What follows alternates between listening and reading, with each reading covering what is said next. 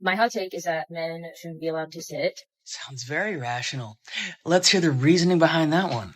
It's truly an epidemic that every time I go on the transit, it's full train. Majority of the people sitting are men. Maybe. They got there first. Like, as long as there's a gender pay gap, women should not be standing on public transit. Really? Okay.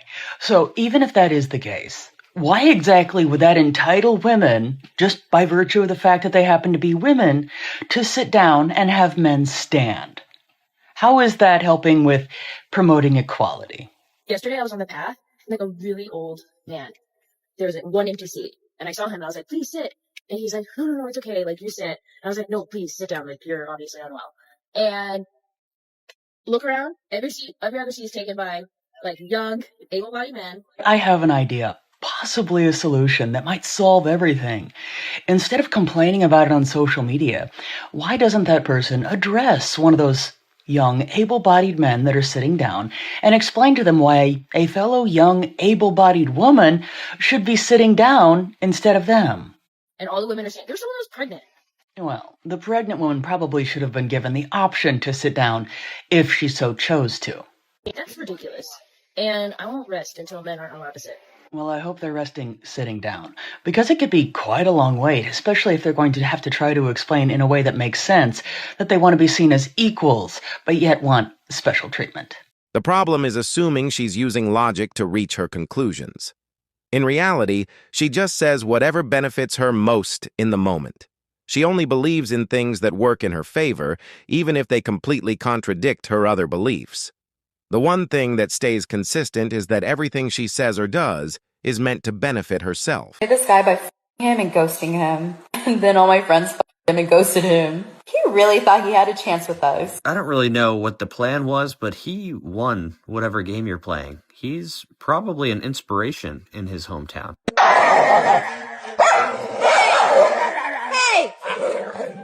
Hey, you two are being very noisy. Keep it quiet in here, okay? Thank you.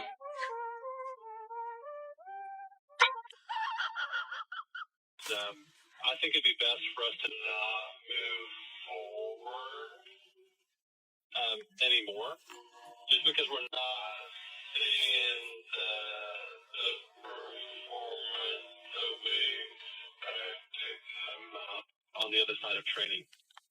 And so I know it's probably not what you wanted to hear today, but I wanted to share it with you just so you kind of understand why we're deciding to not move forward. My ex was so toxic. No way. What did he used to do to you? He used to never let me go clubbing alone with my friends. I mean, why would you want to be going clubbing alone with your friends if you're in a relationship? And he used to never let me hang out with my guy friends either. I mean, you're in a relationship. It's not appropriate to be hanging out with the opposite gender. If you're in a relationship, do you understand that you're in a relationship? I mean, he also never used to let me wear showy clothes when I go out. I wouldn't want you wearing showy clothes either. All the guys are going to be looking at you, so why would you want to be doing something to piss him off? What? Oh, also, he also wanted us to start sharing locations with each other. I mean, you guys are dating. It's normal. It's not weird. It's completely normal. Oh, and he used to get so mad when I wouldn't let him go through my phone. You wouldn't let him go through. So you're hiding something. It looks like you're hiding something. What? Are you crazy? Are you agreeing with him right now? There's no way. I think you're the toxic one. You're the toxic. He's not toxic. You are. You're the problem. You're the reason this ended. It's not him. They've been taught to believe that bad is good and good is bad. Don't waste your time or energy on people who think so immaturely. All right, bottoms up. Get mad, talk over him, be irrational, start an argument, bring up the past, check his Instagram, bring up the past before you even dated.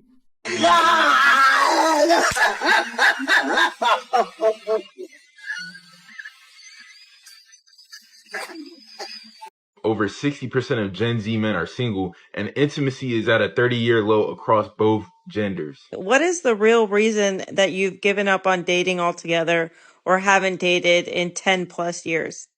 I was like, no, I've never had a boyfriend. She was like, how old are you? I said, 27. She's like, and you've never had a boyfriend? And I never really cared. But there's something about her saying that really hit me this time because I don't know why they're not going up to women. What's holding them back from that? Because of feminism and Me Too and all that shit. And because women will put men on blast who like maybe awkwardly approach them. You see also those gym TikTok videos where girls like work out in the gym and then there's like a guy who like glances at them for like 1 second and they fucking blast them. That's what guys are scared of. And these guys they're not even doing anything wrong. They're just like innocently, sometimes they're not even looking in their direction. So there's like this social component now where like people are terrified to get like being exposed on social media. There are many reasons why men are walking away from dating, but it all comes down to the same thing. The effort and risk they take on just aren't worth it anymore. Could beat up anybody. I'm pretty confident she could beat up a lot of people. What percentage of men could your mom beat up at 5'4", do you think? At 5 foot. She's 5 foot. Oh, excuse me. Oh, you are aware that the average male height is like 5'9", 5'10". So I believe last time I checked it was 5'8", yeah. So what percentage of men in the U.S. do you think that your mom could beat up? How much does she weigh too, by the way? Right now she's at like 145. You're 5 foot. What percentage of men do you think your mom could beat up? Fighting dirty, I think approximately. The man can fight dirty too. Yeah, approximately 80%. Holy f***, you're delusional. Have you ever seen a fist fight? You are delusional. Have you ever my seen dear? So Brock Lesnar, I think he's like well over 6 feet. He's probably over 200 pounds. Could your mom beat him up? You said he's 6 feet? Forget his height. Let's say this is 5 foot Brock Lesnar. Could your mom beat up Brock Lesnar? UFC. She might be able to. Okay, you're oh my God, you're delusional. He won't, find someone who will. Like if he won't open your door for you, find someone who will. Simple, right? My brother just asked me, does that work for guys too? I was like, of course. So he's like, so if she doesn't cook for me, find someone who will. If she won't do my laundry for me, then find a girl that will.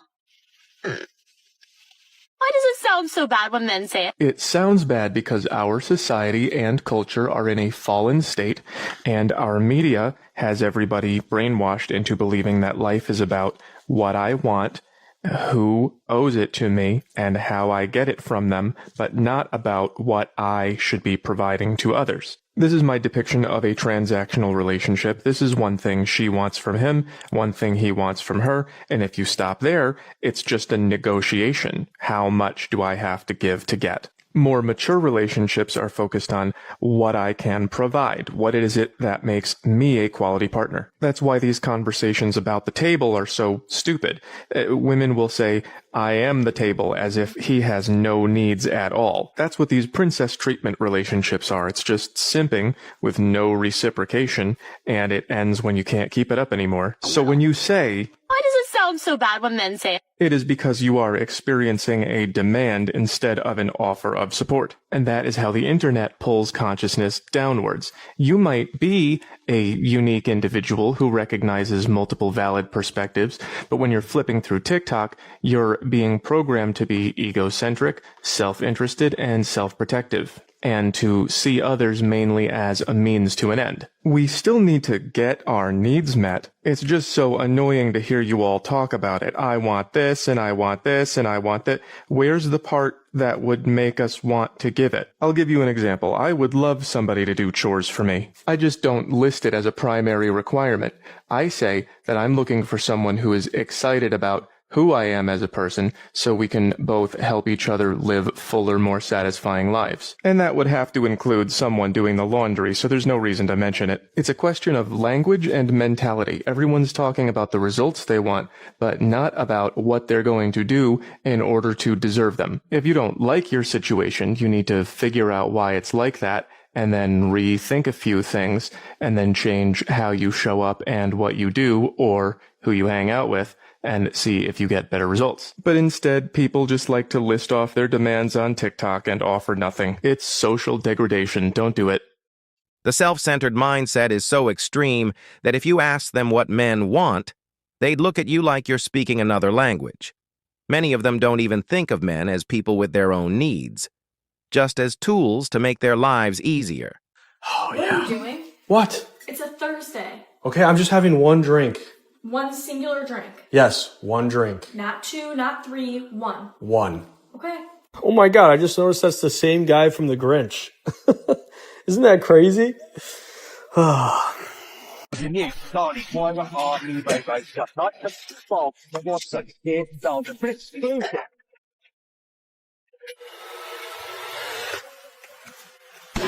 Thank you. I have a question. Excuse me. I got a question. What advice would you give me for a female? Stay away. If you've enjoyed the video so far and want to see more like it in the future, I'd really appreciate it if you gave it a like. Thank you. The men and the men only. What is the real reason that you've given up on dating altogether or haven't dated in 10 plus years? Every single day in my comment section, anytime I talk about dating or relationships or getting married, the majority of men in my comments are saying that they're no longer interested in dating. And I really want to know the reason. Like, what was the final straw for y'all to finally say, you know what, I had enough? Plus, there's this weird information going around that by 2030, like heterosexual couples will be non-existent, people are not having babies and this and that. And do you think that's because men have stopped dating or because women have stopped dating and people have equally stopped dating? Or is it because men are not pursuing women anymore? I'm really interested to see the comments or the duets on this post as to why y'all have stopped dating in the first place. Did you have a toxic ex? Did you go through a terrible divorce? Did she take everything? Or have you been on dates and they've just been so awful that you finally said, forget it? So what's the real reason that you gave up dating altogether? Okay, bye. So, over 60% of Gen Z men are single, and intimacy is at a 30-year low across both genders. So if you look at this graph right here, you see about 30% of US adults are single. But if you go to the men age 18 through 29, that goes to 63%, compared to women in that same age group at 34%. What's going on here? After reading the article, no one knows. They try to personalize it saying men can choose differently, but ultimately it's a societal issue as the statistics indicate that. Men can do things differently, but if such a large portion of men are trending in a certain way, it's a societal issue. But what do y'all think about this? Do men need to seek relationships at a young age right now, or should they just sit back and focus on themselves? Let me know. What's your biggest regret? Not listening to my wife's advice. What was the advice? I ain't sure. I wasn't listening. Or what? Y'all cannot be trusted until you are proven safe. What an interesting statement. And according to the captions, it's all men. And if that bothers you... Let me guess. Does it mean that those men that have a problem with being generalized are part of the problem? You are not safe. I'm sure we're all very surprised to hear someone come to that logical conclusion. Because men who are safe have no problem proving it. And I wonder, how exactly does a man prove that he's safe? Their actions, their demeanor speaks for itself. Does it now? I'm actually really glad that one said that, actually. Because if actions and behavior truly speak for themselves, then that speaks volumes about any individual that would go so far as to generalize any demographic of people based on the actions of some. And then to say that those members of that group have to prove themselves to be safe in order for other people to view them as such. Can we apply that logic to every group of people? Or is it only socially acceptable to do that towards men? All we have to do to see how flawed her logic is replace the word men with any other group, like a nationality, ethnicity, or race. Suddenly, that same statement wouldn't be acceptable. Yet somehow they think it's perfectly fine when used to generalize all men. If you like this video, you're definitely going to love the next one. See you there.